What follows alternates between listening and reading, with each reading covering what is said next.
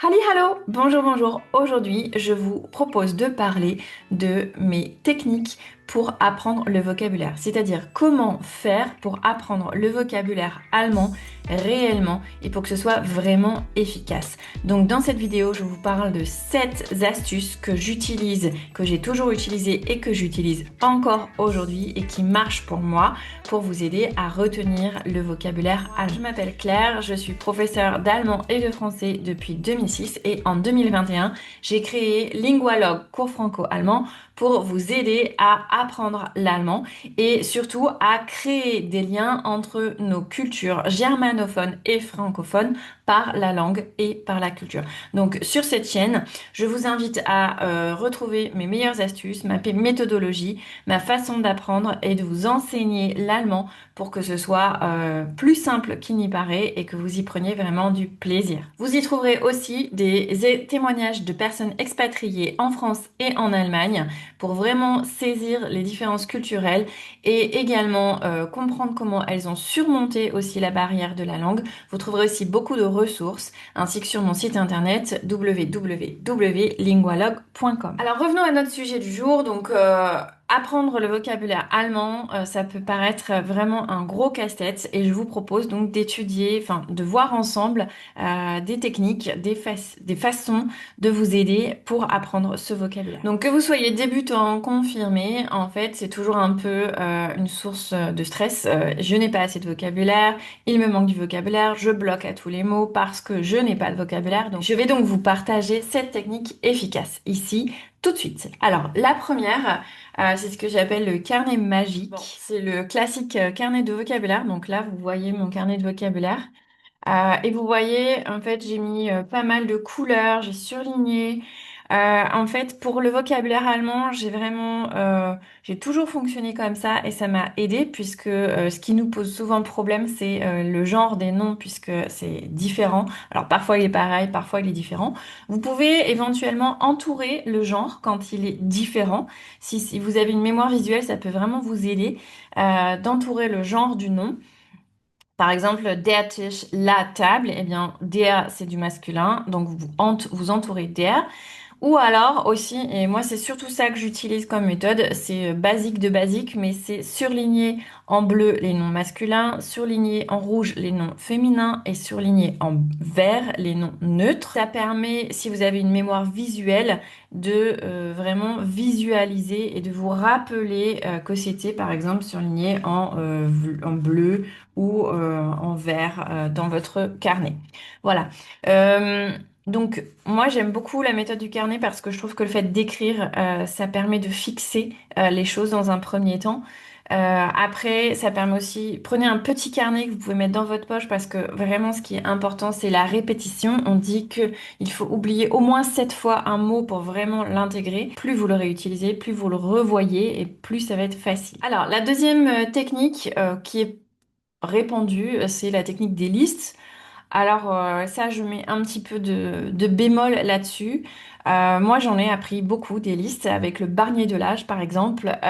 Et ça, voilà, ça peut être une façon d'appréhender le vocabulaire, mais pour moi, c'est quand même une façon qui est assez déconnectée de la réalité.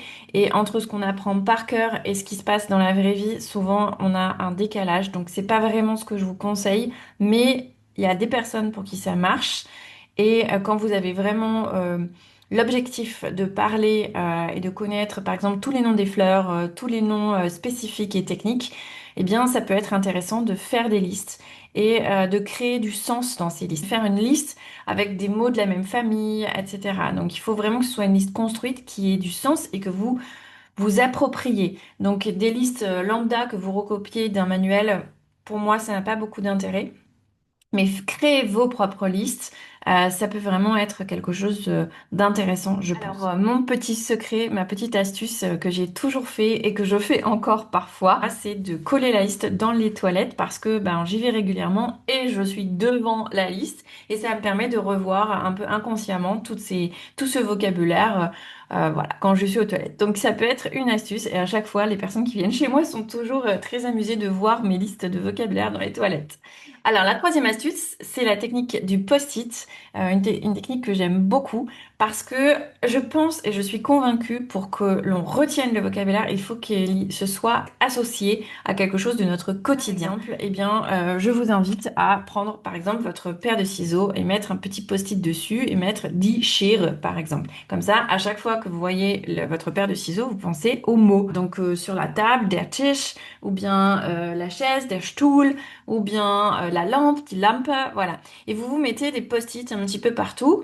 Donc, bon, surtout au début, pour vraiment retenir les mots, mais après, quand vous les connaîtrez bien, vous pourrez enlever les post-it. Donc, ça peut être assez intéressant pour les mots du quotidien, et ça, c'est ce que j'appelle la technique du post-it. Alors, quatrième astuce, les applications. Les applications, si vous aimez bien tout ce qui est numérique, que vous avez toujours votre téléphone dans la main, utilisez-le avec, par exemple, des applications comme Anki par exemple ou bien WordWall ou voilà. Alors Anki maintenant ça s'appelle Kony je crois. Je l'utilise moi personnellement régulièrement parce que à chaque fois que je rencontre un mot nouveau, eh bien je le rentre dedans et ça me permet de me créer mes propres fiches de vocabulaire et en fait ça permet de réviser de façon espacée. On dit si par exemple c'est difficile encore, donc dans ce cas-là il va nous représenter le mot de façon plus rapprochée. Si c'est un mot qu'on pense bien avoir maîtrisé, on met que c'est bon et dans ce cas-là, il va nous le représenter dans 5-6 jours.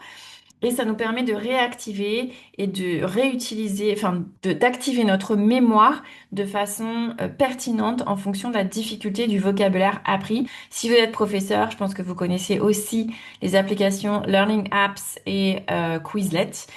Donc là aussi, vous pouvez vous faire vos propres listes par thème, par exemple, et ça vous propose des activités de façon ludique.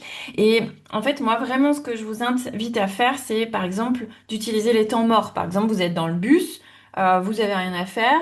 Eh bien, au lieu de scroller peut-être sur les réseaux sociaux, vous pouvez revoir vos fiches de vocabulaire avec ces applications. C'est ludique et c'est vraiment, ça s'intègre dans votre vie du quotidien. Le problème quand on apprend du vocabulaire, c'est vraiment que l'on ne trouve pas le temps pour se poser, apprendre une liste, etc. Donc il faut trouver des astuces pour que ce soit subtil et que ça s'intègre dans votre quotidien de façon fluide et que ça ne soit pas trop difficile de vous y mettre. Donc par exemple le bus avec Anki ou bien WordWall ou d'autres applications, il y en a d'autres.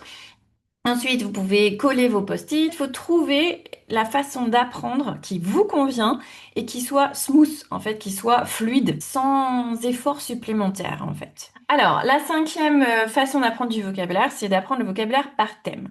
Donc, ça rejoint un peu les listes, mais là, on crée une liste par thématique. Donc, vous pouvez, par exemple, vous donner comme objectif apprendre, par exemple, on est au mois d'octobre, et bien, au mois d'octobre, je fais le thème des saisons ou le thème de l'automne. Donc vous faites, vous créez une liste avec des mots qui correspondent à ce thème, des mots qui vous parlent, des mots auxquels vous pensez et en fait vous vous dites ah oui je pourrais en avoir besoin. Et en fait je pense que ce qui est très important si vous faites des listes, c'est-à-dire que vous essayez d'utiliser, de mettre en pratique dans des phrases ces mots, hein. Donc ça c'est très très important. Alors, la sixième technique, en fait, pour apprendre du vocabulaire, et je pense que c'est une des plus efficaces, vraiment, c'est vraiment de lire et de regarder des films en VO. Si vous commencez, que vous êtes encore assez débutant, vous mettez les films en VO et vous mettez les sous-titres en français, et du coup, ça vous permet de repérer le lexique avec la traduction. Dans un deuxième temps, vous mettez les films en VO avec la transcription dans la langue cible. Donc, c'est-à-dire que si vous apprenez l'allemand, vous allez écouter le film en allemand avec les sous-titres en allemand. Et dans un troisième temps, vous pourrez complètement enlever les sous-titres. Et les images vont vous permettre d'associer le vocabulaire aux situations, etc., sans passer forcément par la traduction. Donc je pense que vous pouvez y aller de façon progressive et que le fait d'avoir cette multitude de supports authentiques sur le net ou même via Netflix, eh bien ça vous permet vraiment de vous imprégner de la langue, car comme je le redis, en fait, c'est vraiment l'exposition à la langue qui va faire que vous allez intégrer ce vocabulaire, pas uniquement sur une liste de papier ou dans un carnet ou même les post-it, etc. C'est vraiment l'utilisation au quotidien de ce vocabulaire. Et alors, ma septième façon d'apprendre le vocabulaire, et pour moi, c'est la plus utile et la plus directe et la plus pertinente, c'est vraiment d'apprendre des chunks, c'est-à-dire que vous apprenez le vocabulaire dans une phrase, dans un contexte, pas tout seul. C'est-à-dire que, en fait, le vocabulaire, il n'existe pas tout seul. Il existe dans une phrase, il existe dans un contexte. Et donc, quand vous apprenez un mot de vocabulaire, eh bien, vous allez l'utiliser dans un contexte. Par exemple, si on revient au mot Schere, vous allez dire Hast du eine Schere, par exemple. Donc, as-tu une paire de ciseaux? Parce qu'en fait, vous n'allez pas utiliser Schere tout seul. Intégrer ce vocabulaire nouveau à une phrase pour que ça fasse sens, hein. L'idée, c'est toujours de donner du sens à votre apprentissage. Si vous donnez du sens à votre apprentissage, vous allez beaucoup mieux retenir. Donner du sens à l'apprentissage du vocabulaire, c'est vraiment l'intégrer dans un contexte, dans une phrase. Vous imaginez dans une situation dans laquelle vous allez avoir besoin de ce mot, créer un contexte. Par exemple, si vous apprenez l'expression denken an plus accusatif. Bon, bah, ok, vous apprenez denken an plus accusatif. Vous allez utiliser ça, par exemple, vous allez dire, ah, j'ai pensé à toi. Ich habe an dich gedacht. Et là, du coup, vous devez utiliser le parfait, vous devez utiliser la construction correcte. Si vous apprenez denken an plus accusatif, c'est très bien. Vous allez apprendre denken an plus accusatif égale penser à quelqu'un. Très bien. Mais en fait, il faut savoir l'utiliser dans une phrase. Donc, en dessous, vous pouvez très bien noter une phrase exemple et apprendre cette phrase. Apprenez presque plus cette phrase par cœur pour pouvoir l'utiliser et avoir la satisfaction de savoir utiliser le vocabulaire en contexte que l'expression à l'infinitif, même si bien évidemment il faut la connaître aussi. Vraiment, mettez l'accent sur le sens, le contexte et la phrase grammaticalement correcte. Et ça va vous donner beaucoup de satisfaction. En fait, en faisant ça, vous apprenez aussi à entendre ce qui est juste et vous développez votre Sprachgefühl, donc votre aptitude à repérer ce qui se dit et ce qui ne se dit pas dans une langue. Si je devais résumer tout ça en une seule phrase, trouvez votre méthode, trouvez la méthode qui vous parle le plus. En fonction aussi de votre mémoire, est-ce que vous êtes plutôt visuel? Est-ce que vous êtes plutôt kinesthésique? Est-ce que vous avez une mémoire auditive? Est-ce que vous avez besoin de plusieurs choses? Moi, par exemple, j'ai besoin d'avoir des supports visuels, absolument, mais j'ai besoin aussi de l'entendre, de le répéter. Quand vous apprenez un mot, mettez-le en bouche, c'est-à-dire qu'il faut vraiment vous entraîner à le dire, à l'entendre, à vous entendre dire ce mot ou cette expression ou cette phrase. Donc ça, c'est la première chose.